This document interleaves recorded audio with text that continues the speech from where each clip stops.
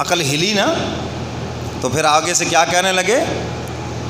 قالوا اجئتنا بالحق ام انت من اللاعبین، کہنے لگے ابراہیم تو ہمارے پاس حق لے کر آیا ہے یا ویسے ہی مذاق کرتا ہے؟ من اللاعبین، ہمارے ساتھ مذاق کرتا ہے، دل لگی تو نہیں کرتا؟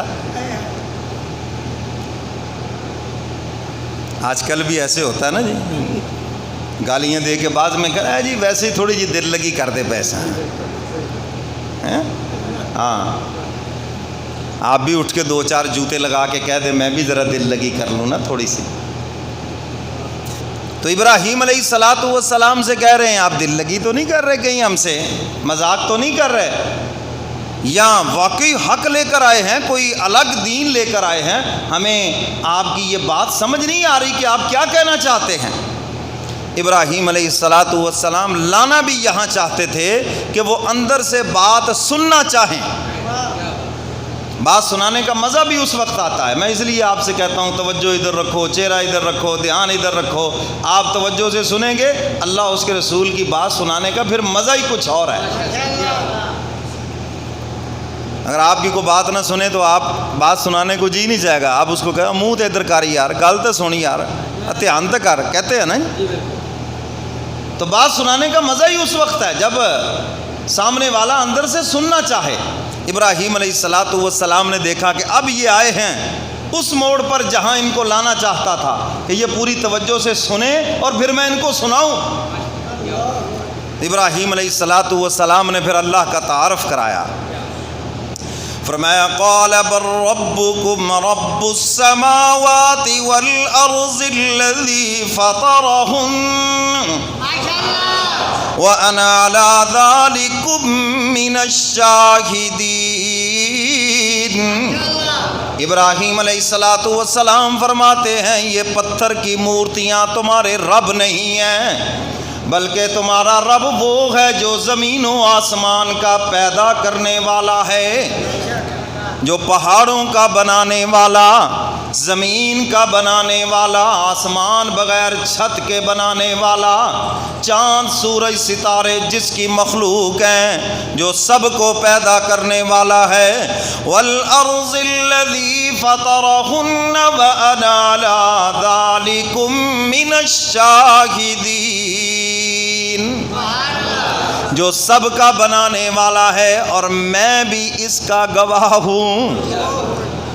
میرا مذہب بھی یہی ہے، میں بھی اسی کا قائل ہوں، میں بھی اسی عقیدے پہ قائم ہوں۔ وہ عبادت کے لائق ہے، یہ جو پتھر کی مورتیاں ہیں یہ عبادت کے لائق نہیں ہیں۔ ٹھوک بجا کے مسلک بتایا، اللہ کا تعارف ڈنڈے کی جوٹ پہ کروایا، کوئی ڈکی چھپی بات نہیں رہنے دی، یہ کچھ نہیں ہے۔ میرے محترم سامعین، میں اکثر کہا کرتا ہوں اگر ہمارا عقیدہ توحید صحیح معنوں میں ٹھیک ہو جائے، جس طرح ہم سے قرآن مطالبہ کرتا ہے، تو ہماری ساری پریشانیاں ختم ہو جائیں، ساری پریشانیاں ختم ہو جائیں، جتنے مسائل کا سامنا ہے ساری پریشانیاں ختم ہو جائیں۔ میرے محترم سامعین، چونکہ ہمارا عقیدہ کمزور ہے اس لیے بیٹھے کر رہے ہوتے ہیں جی فلاں نے نقصان کر دیا، فلاں نے میرا یہ کر دیا، یہ نہ ہوتا تو وہ ہوتا، وہ نہ ہوتا تو یہ ہوتا۔ یہ کیوں نہیں کہتے کہ وہی ہوگا جو خدا چاہے گا؟ وہی ہوگا، نہ کوئی کسی کو مار سکتا ہے، نہ کوئی زندہ کر سکتا ہے، نہ کوئی رزق دے سکتا ہے، نہ کوئی اولاد دے سکتا ہے۔ یہ سارے خزانے کس کے پاس ہیں؟ اللہ کے پاس ہیں۔ اللہ کسی کو اولاد دینا چاہے کوئی نہیں روک سکتا، اور جس کو اللہ نہ دے اس کو کوئی، سارے بولو، اس کو کوئی، اللہ جس کو رزق دینا چاہے کوئی نہیں روک سکتا، اور جس کو اللہ نہ دے وہ دے سکتا ہے؟ حکیم الامت حضرت مولانا اشرف علی تھانوی رحمۃ اللہ علیہ کی خدمت میں ایک نوجوان آیا، حضرت جی میں انگلینڈ جا رہا ہوں کاروبار کے لیے۔ وہ بچہ تھا ذرا خوشحال گھرانے کا، آج کل بھی ہمارے بچوں کو یہ بڑا بھوت سوار ہوتا ہے جی باہرلے ملک جا کے کام کرنا ہے۔ اپنے ملک میں عزت سے کام کرنا اچھا نہیں لگتا، باہر کے ملک میں جا کے پیٹرول پمپوں پہ پیٹرول ڈالنا اور انگریزوں کے کتے نہلانا بہت اچھا لگتا ہے ان کو۔ آپ وہاں جو مرضی ہو جائیں دوسرے نمبر کے شہری رہیں گے، جو گھر میں عزت ہے وہ باہر تھوڑی ہوتی ہے۔ حضرت تھانوی رحمۃ اللہ علیہ نے فرمایا اچھا انگلینڈ جا رہے ہو، وہاں جو اللہ میاں ہے نا ان کو میرا سلام کہنا، بڑے بندوں کو پیسے دیتا ہے وہ۔ کہنے لگا جی اللہ میاں تو وہی ہے جو یہاں ہے، تو فرمایا رزق تو اسی نے دینا ہے، کسی اور نے تو نہیں دینا، رزق تو اسی نے دینا ہے، اس کو یہیں پہ منا لو۔ سمجھ آ رہی ہے بات؟ اللہ کے محبوب نے فرمایا نا خوش بختی کی علامت ہے انسان کو رزق اس کے شہر میں اس کے ملک میں مل جائے۔ حضور نے جس کو خوش بختی قرار دیا تم کیوں اس کو بدبختی میں تبدیل کر رہے ہو؟